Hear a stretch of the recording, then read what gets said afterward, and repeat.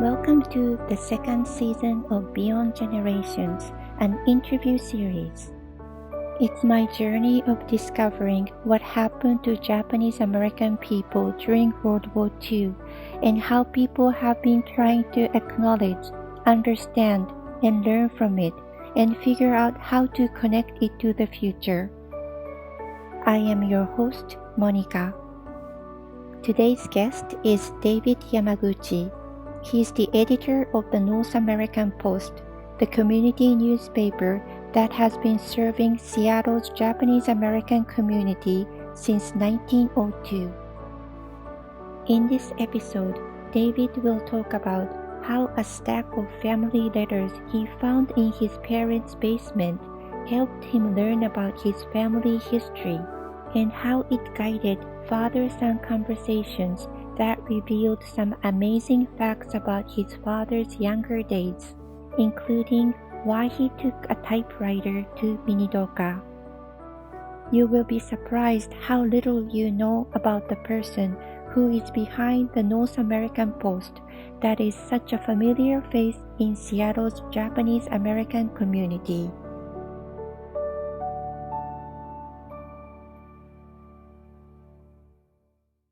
My name is David Yamaguchi. I'm currently the editor of the North American Post. The Japanese title is Hokubei Hoji, which is the Japanese community newspaper in Seattle.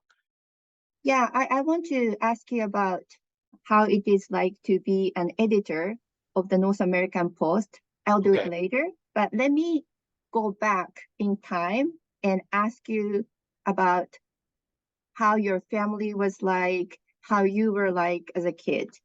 So, so your parents were both, are they second generation Japanese Americans? Yes, my father is a standard Nisei.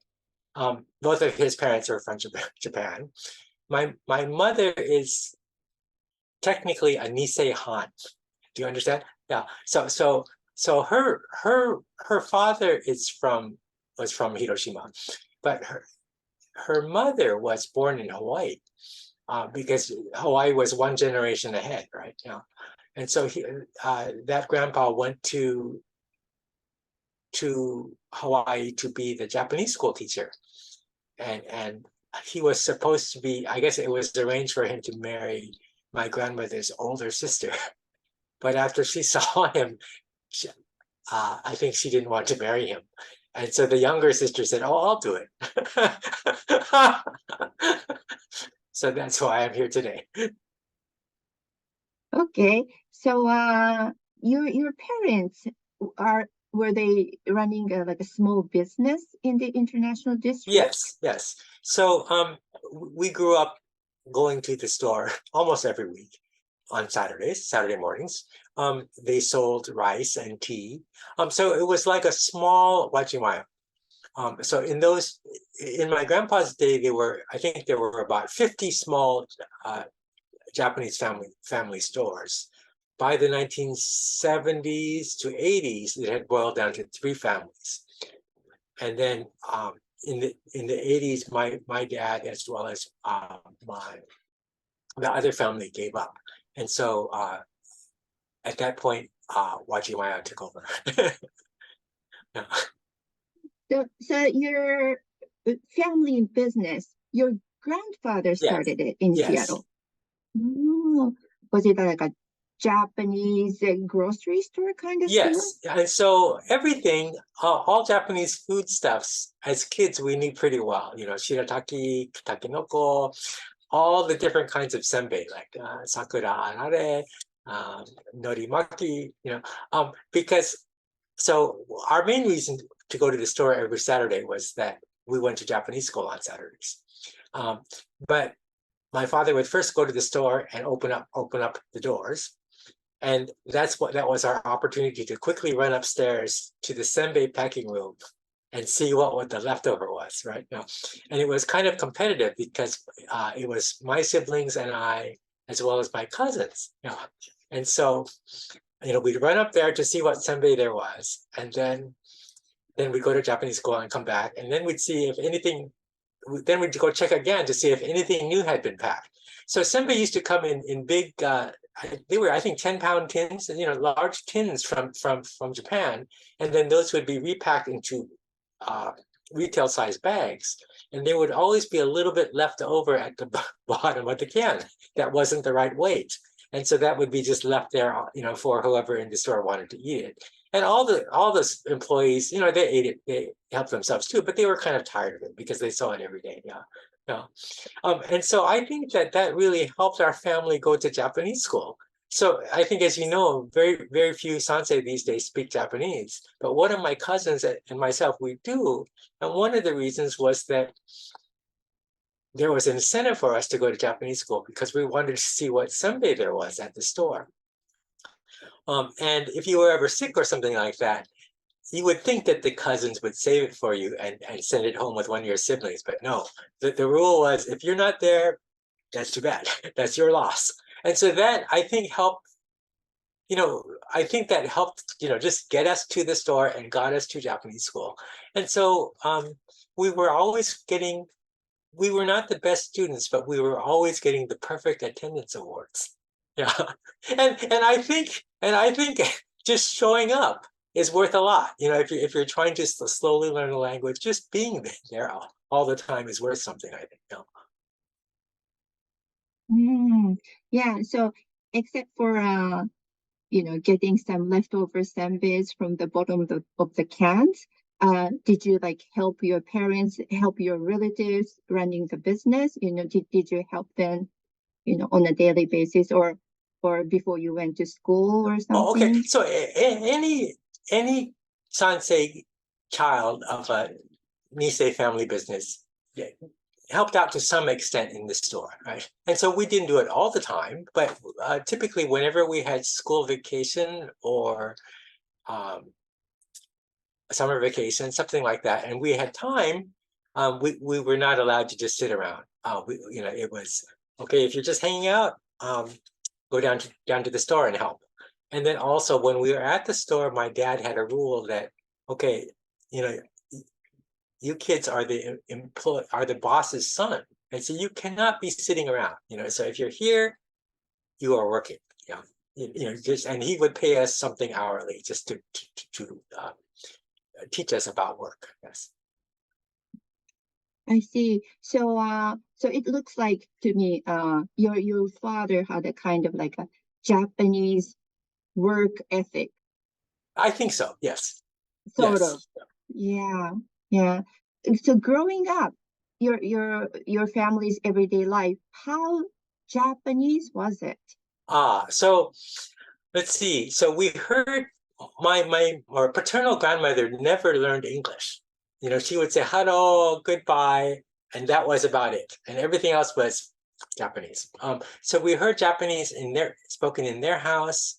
We heard Japanese spoken in the store because in those days, Issei Obasans were still shopping, you know, and so they're buying things, and then everybody in the store, it's just like now, they come in and they're customers, but they're also friends, right? So then they're chit-chatting and exchanging news. So the store conversations were always a mix depending on who walked in the door. Sometimes it's mixed Japanese and English, sometimes it's all Japanese, sometimes it's all English, as well as the staff was the same. For example, if my dad needed to write something in kanji on a package that was going out the door, he would have one of the Japanese students. There were some students, Japanese students studying at the UW who worked for my dad part-time. And so he would have them write the kanji on the packages. You know, communication was coming back and forth from Japan. And so that the administrative office was staffed by there were some war brides, there was Kibe Nisei, yeah, and then ordinary Nisei, yeah, and then Sansei kids running around. Yeah. The interesting thing was my parents, even though they could speak Japanese, they didn't speak it at home. They were more comfortable in English. And so what was interesting is, as parents, Japanese was their secret language as parents. You know, so if they want to have a parental conversation right in front of us, they could do it. You know? And so it would be, so when we would hear them, we would see them switch to Japanese, we'd be, suddenly our ears are perking up. We're trying to grasp the words because we know something is coming. It's really good or it's bad, right? It's like, oh, 今日 David 悪いことしたとかね。or この週末この子供たちどこかに連れてしましょうか or something like that. So we're always trying to listen, but we just couldn't understand. And so the amazing thing is that even though we were kind of floating in this language, between these two languages, and so Japanese was never a foreign language, we just pretty much didn't get it 99% of the time. And so it was a convenient secret language for my parents. Who in your family were incarcerated during World War II? Okay, so like all Sansei of my vintage, basically all Seattle Sansei, all the adults we knew had been incarcerated. But at the same time, they didn't talk about it. And so it was kind of a mystery to us. I think, so when did we start to figure it out? As we were getting older and beginning to read, we're discovering more and more. For me, it was the light bulb began to turn on as a forestry grad student because I was camping out in the woods a lot. And so at night it's boring because there's nothing to do. And so I would drop by my parents' house and say, hey, Dad, can I borrow this book? Because my dad had a lot of books. And so typically I would grab something thick and big, and begin to read his books. And so even though I'm studying forestry during the day, I'm beginning to read about the US-Japan past as well as the Japanese-American past as a graduate student. So the classic books are, like, for example, Bill Hosokawa's Nisei. On US-Japan, it's, let's see, what would it be? For example, Reischauer's books, right? So you found out sort of about the Japanese-American incarceration, not from your family, but from books. Mainly, yes. So I think, in part, I believe it was painful for my parents to think about. I think they wanted to protect us as children, right? But gradually, the more you learn, you realize what an injustice it was, and you begin to realize why they said the things that they did. And for example, one of the things they told us growing up is that they always stressed the importance of education, because they would say things like, you can lose everything, all your material possessions, but if you have an education, you will be able to stand on your own feet financially. And at the time when they were telling us that, we didn't know that they had seen that happen, right? With the people they knew, right? People who were probably well on their road to becoming millionaires and lost it all. So I was reading books in the forest, but another learning point was later when I came back to Seattle as a working adult. And so I thought, well, I should do some kind of community volunteer work. And so the only organization I knew at the time was the Japanese American Citizens League. And so I began to do volunteer work for them. And at some point, you begin to become a spokesperson for your people. And so, for example, I remember being, people like radio hosts would call me and say, David, tell me about this or that Japanese American. And you're expected to know, right? And so that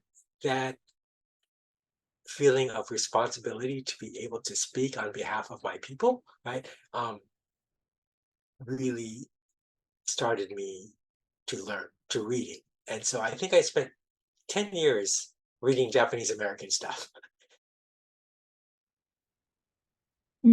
Yeah, so I understand it's important to read about it, do research about it. And also it's different from hearing stories from those who actually experienced it. especially somebody in your family. Right. Has it ever happened? Right. Yeah. So the one other thing that helped me a lot in terms of understanding so when I came back to Seattle after Sapporo, I wasn't sure what my future was going to be yet. But I took one look at my parents' house and I said, well, first of all, I don't know what I'm going to do forever. But in the meantime, we need to clean out this garage, start cleaning out the basement. So when I was doing that, I came across a box of letters, and they appeared to be some kind of old letters. But I couldn't quite tell what they were. And in those days, the internet was slow, right? It was by phone connection. And so whenever you logged onto the internet, you had to wait about a minute for everything to connect up. So I thought, oh, I'm going to bring that box of letters, family letters, to my condo. And whenever I have that minute I'm waiting, I'm going to file these letters in plastic sleeve notebooks, like Japanese notebooks, right? And see if there's some meaning to this letter, to this set of letters. And what I had come across was the family correspondence between all the members of the family as they are being shuttled around the country, right?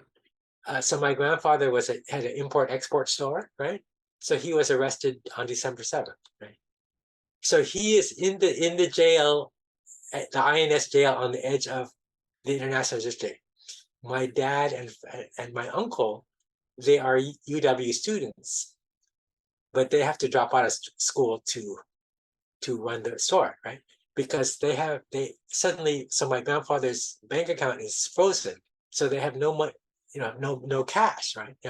So my dad has to run the store. So, but they cannot talk on the phone or anything like that. So these letters are going back and forth, just over the course of a couple of blocks. So it's simpler, faster for my grandpa to write my dad at the store rather than to write, to my dad at home. And so all these instructions are going back and forth. And then my grandpa is put on a train for unknown destinations. So he's being sent to Montana. And all the family correspondence is happening. My aunt has disappeared from the correspondence. And then later we find out, oh, she has come back. Only years later did I figure out she was hiding on Bainbridge Island as a nursing student to make sure it was okay. Other nursing Seattle Nisei were exported from Seattle and sent by the non-nursing faculty inland to Denver so that their nursing educations would not be interrupted. And so my aunt was one of I think maybe the only or one of very few Nisei nurses left in Seattle when the Bainbridge people were taken and they needed a bilingual nurse. And so my aunt gets on the train with them. Yeah. And so in retrospect, so these family members are doing all these amazing things and being tracked by the family correspondence. Yeah. I started writing a book on it, and I actually started writing for the North American Post by submitting these letters and then explaining these letters to the readership. I wrote a lot of it, and then at some point it was getting too complicated, and so I needed to put it down and read more. Since after that point, more books were published, and so the background of the family story is clear now. I need to get back to that manuscript. Yeah. Have you heard any camp stories from your relatives, like directly? Did you ask, or did it happen? Yeah. So by the time I was able to ask good questions, they were mostly deceased. Right. Yeah. But the one good thing that I did was, so I arrived back in Seattle from Sapporo. I didn't know what my future was going to be, right? Up until that point, I had always traveled to take the forestry job, which always took me away from home. And so during that time period, almost pretty much every weekend I would drop by my parents' house and do something, like cut the grass or something, because my dad is getting older. And then my dad would help me sweep up the grass. And then we each have a beer. And then we talked. And I would ask him questions about his life, right? And so, and what's guiding me is this, the letters between he and his father, right? Yeah. And so we did that for 10 years now. And so I feel really grateful for that time period that many other sensei did not have, right? You know, so basically every Sunday, almost every Sunday for 10 years, we talked as father and son about these kinds of things. Including his camp experiences. Right, yeah, as well as student experiences. So his story, which is so amazing, my father had started a one-person campaign to get his father out. Yeah. So his father was in the they are not WRA camps, but they are INS camps. And it's legal to hold Issei as prisoners of war. But my dad is so he's looking at his possessions, thinking, okay, what do I bring to camp? And he says, I'm going to bring my typewriter. Right? So he's a UW sophomore, right? And he begins a letter writing campaign. So he's writing all these key people that are part of the U.S. government internment administration. And he's getting letters from these nationally ranked attorneys. And then he's setting up attorneys to help my grandpa. Yeah.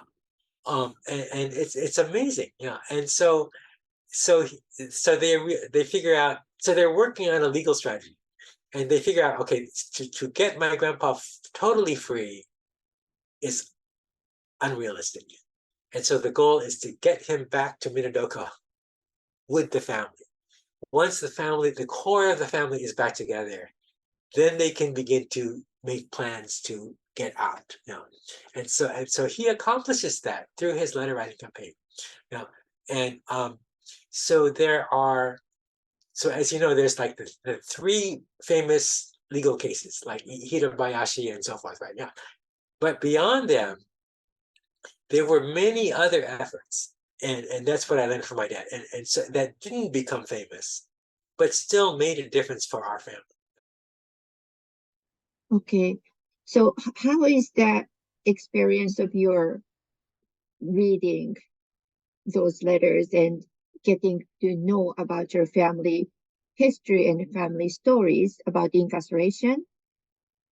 How is it connected to what you do today? It's the last thing surviving that my grandfather touched, right? So he also... What do you mean? The last thing your grandfather touched? My grandpa also helped the North American Post in his early days. Oh. And so when I first began to write for the North American Post, there was a researcher at the UW. He was a librarian in the East Asian Library. And there was a gathering for the Genji Mihara family. So I went there to cover it. And I met this UW researcher there. And his first question to me is, so he didn't say, hi, David, how are you? Blah, blah, blah, blah, blah. It was just in one stream. Hi, David, I'm so-and-so. What was the nature of your father's interaction with the North American Post in Tacoma in the 1910s? And I said, I know he did something for the Post, but I don't know exactly, right? But that was, so apparently it's written somewhere that my grandpa helped the Post, right? Yeah, it's written in Japanese somewhere, yeah. So he was kind of a community guy. So I can imagine he helped them with something or another, yeah. How the news and topic of the Japanese American incarceration plays a role when you select what you want to put in the paper? It's always a backstory behind almost everything we write. So to read the NAP is to read between the lines. Basically, every story is influenced by World War II incarceration, and every story is influenced by Seattle's redlining history, right, where ethnic minorities are shuttled into particular neighborhoods to live. Now, I think there are new issues that we need to address, right, as well as so one is trying to capture. So in the World War II department, I'm trying to capture the writing of Nisei who are still writing. And so, for example, that's one reason why lately we've been covering a lot of articles by Shokes Tokita, right? He's a young Nisei, but he's still actively thinking and writing. And I pretty much I run with almost everything he has, because I think he's in his late 80s now. And so we need to capture these, World War II era voices while we can. Yeah. But beyond that, I think there are new issues to be addressed. Let's see, what are some of them? The wind turbines in Minidoka. Yes, yeah. So one thing is that you would think that Japanese American monuments are protected, but what I'm learning, the things that I learned just through being at the crossroads of all the email going around the Japanese American community as the editor, is that every one of these internment sites, incarceration sites, is under threat, right? Continuing threat, because they're not national parks. They're a lower designation of national park site, commonly a national historic site or something like that, where development can encroach from the edges. And on a national scale, we are a small minority. We have very little legislative power. And so I get it. I mean, the local people want jobs, and wind turbines can bring jobs, but at the expense of encroaching on our national history, right? And so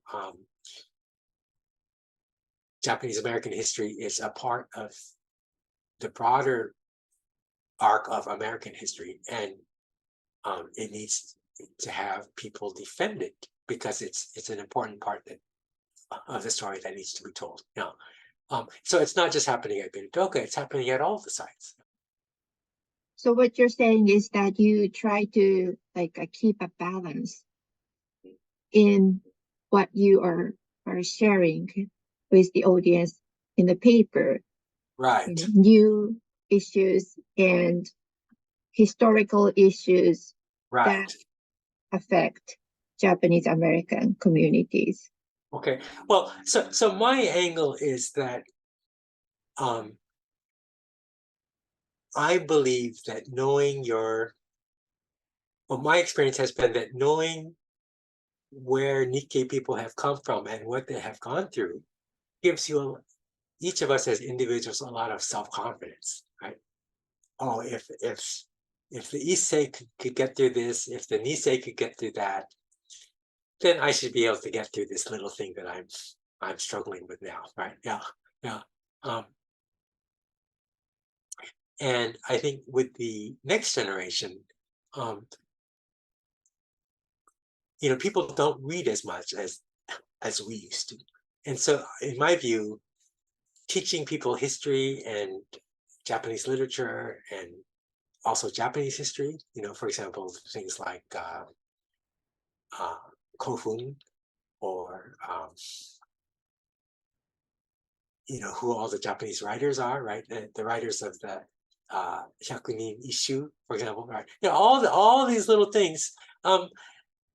If maybe it's too intimidating to introduce the Lafcadio O'Hearn. It's too intimidating to try to throw all this at a young person. Say, read this Koizumi Yakusho book. It's too much. But if you're just introducing little bits every 2 weeks in an only 12-page paper, I think over the course of time, you can teach, Seattle area Nikkei a lot, right? Yeah. lately I've been trying to orient the paper more and more toward the core topics that people have to read the North American Post NAP for, right? What are the core? What's the core information we can provide that no one else can provide, and so they have to read our paper, right? You know, I remember the old, prior editor's name. Her name was Mikiko Amagai, and so one of her rules, which I believe, is that if a story appears in the Seattle Times, don't touch it. If they've already done a story on it, we can't do better. We don't have the staff. Our paper takes too long. It only comes out every 2 weeks. So I put in a note on Mutual Fish's closing, but the next day they came out with a feature story. So I'm probably not going to touch it. Yeah. So for example, the new issue I just sent you yesterday has a story about the Yakima Japanese American community. I was blown, as a Seattle person, I was blown away to begin to read about this, that it was a substantive Japanese American community that was literally wiped out by World War II. This is cutting edge stuff that people can't read anywhere else. No. What do you think is the role of the North American Post? Why does it exist? Why should it exist? Right. So in my mind, it's the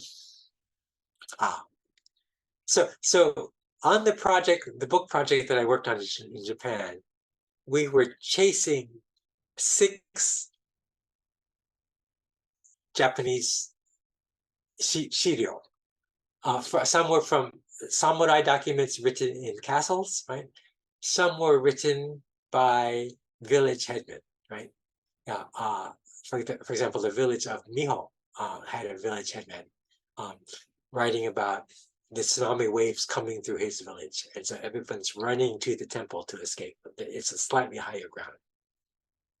So when we went to Japan to try to discern this tsunami history, they had these written Japanese village records, right?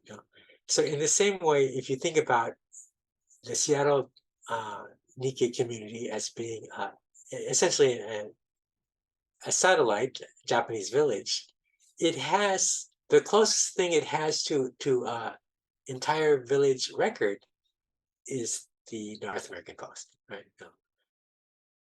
And so, so every 2 weeks we're kind of giving a snapshot on what's happening, what we're thinking about, what we're struggling with. And I guess I would like to think that people in the future might want to know these things, right? Yeah. So to me, it's the village record. I see. So yeah, this is a kind of a big question. This is a big question. Imagine the world without the North American Post. How would it look like? So I think about that a lot. If there is a major community event and the media doesn't cover it, did that event happen? Right? So this is just like the forestry thing, right? If a tree falls in the forest, right, and nobody hears it, is it real? Did the tree really fall in the forest? And so, for example, I covered the last issue, one issue back. I covered the Green Lake Hiroshima peace ceremony in some detail. I don't know that anyone else did. Yeah. For many of these kind of annually repeating events, I try to find, okay, what's different about this year, right? Yeah. Because if you just write, okay, the Sakura Matsuri happened, well, yeah, it happens every year. But what was different this year? You can open the Post now and see on the calendar page and on the news page what's happening. For example, there's going to be a great salmon dinner at the Buddhist temple. And it's really amazing because they're cooking a salmon dinner for hundreds of people at the same time, but it's so perfect. It's unbelievable. What else? There's a filmmaker who's coming to Seattle, and she's going to be filming on Monday and Tuesday, both at the JCCW as well as at the Lakeview Cemetery. And you see the times. If you want to volunteer, you can show up and help them make the film. So you can see all these things that are happening on that calendar page. As many as I could fit, right? And what's going to happen to all these organizations if the newspaper is not there, right? Yeah. Okay, so in order not to let it happen, Right. let the North American Post vanish. Right. Is there anything we, in the community or as an individual, can do? Is there anything we can do about it? So one of the things I feel is that most people, most readers, so these days we're printing about 5,000 copies per issue, and we're getting about 200 web hits a day. So basically, it's like we have maybe 11,000 readers per month, right? But virtually all of that content, most people are reading for free, and they just take it for granted. I think they don't appreciate how close to vaporizing the North American Post really is, right? The North American Post could vaporize, for example, next month, easily, yeah. And so I feel like while we still have it, there needs to be a broader community conversation on how we can keep it going. And there needs to be more of a broader community support for it. Everybody thinks, oh, Tomi Yamaguchi, the publisher, he's wealthy, he can just take care of it. But he's just one person.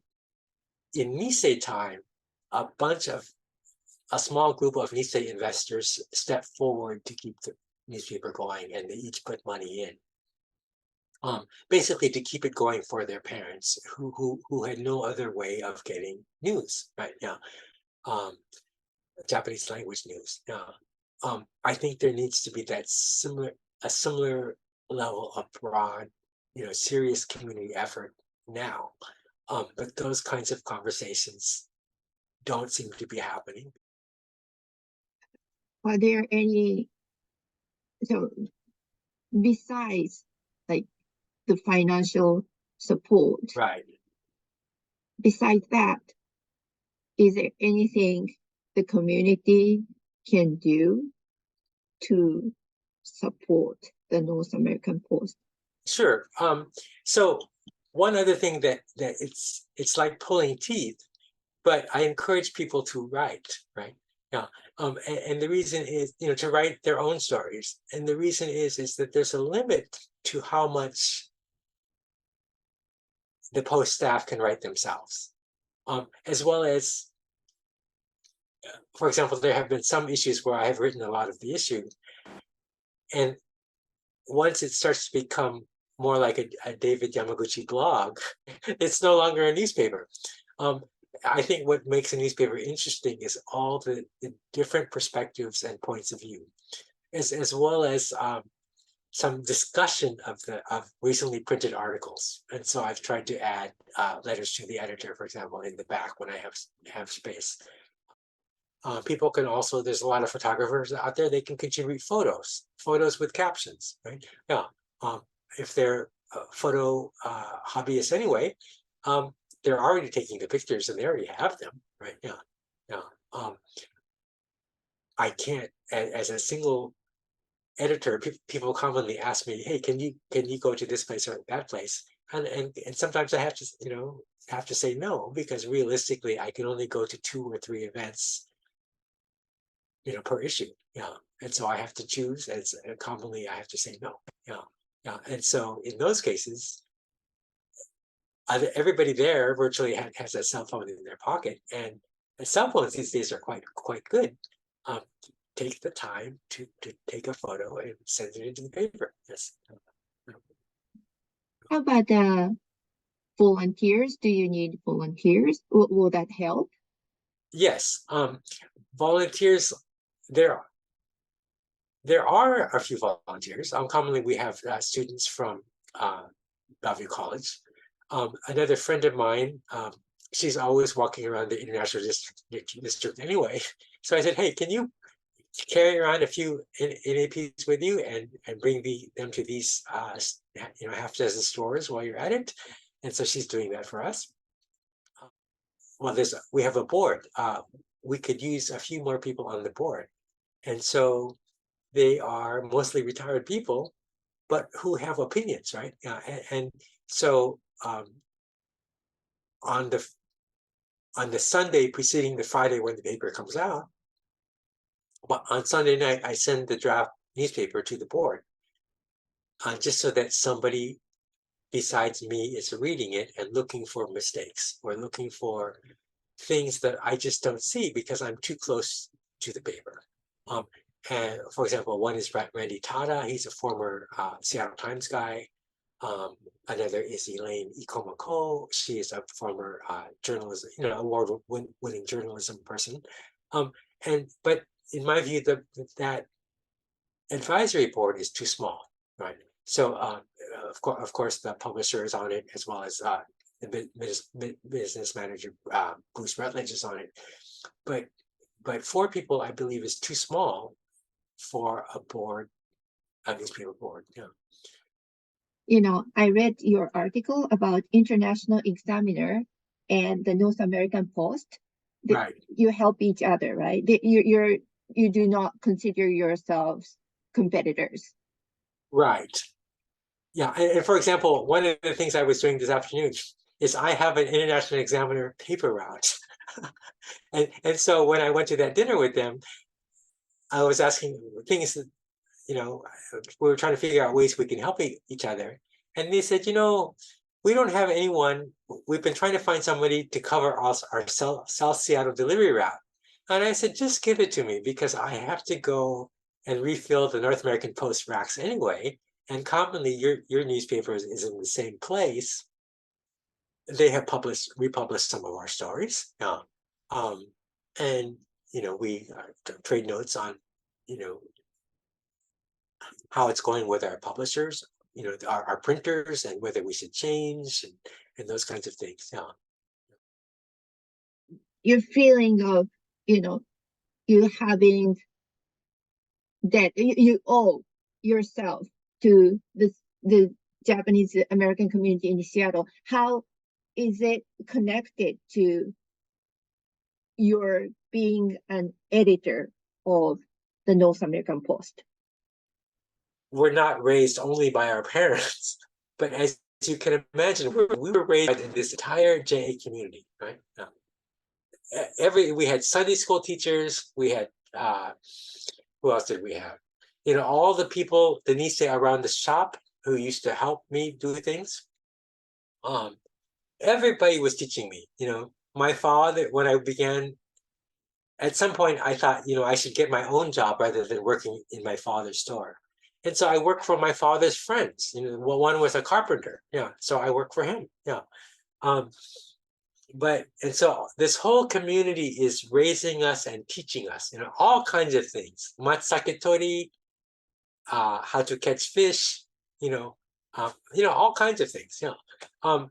And so as working adults, you feel this sense of debt, right? Yeah. Yeah. So that you should give something back to this community because it's a finite size. I have this debt to the society, to the Japanese American society, and this is one of the ways I can repay it. Right now, yeah, as well as it's paying back to older people, as well as in little increments every 2 weeks. educating the next generation, right? Yeah. So my plan, so my plan A out of graduate school was I wanted to be a college professor, right? So I could, be in front of classes and teaching this stuff, and it just didn't happen. I mean, it just wasn't in the cards. Yeah. But I feel like, I'm teaching now. That's what I feel like. To David, being the editor of the North American Post is more than just a job. It is his way of giving back to the Japanese American community that brought him up to be who he is today. He believes the Post connects people in the community. It shares and preserves the history, and it educates future generations. What does the North American Post mean to you? How do you want to pitch in so that the Post will be there in your children's generation? Special thanks to David Yamaguchi, the editor of the North American Post, and Gwen Shigihara. Music by Zakar Baraha. Join our community on Instagram at beyondgenerations.seattle. Thank you for listening, and see you next time.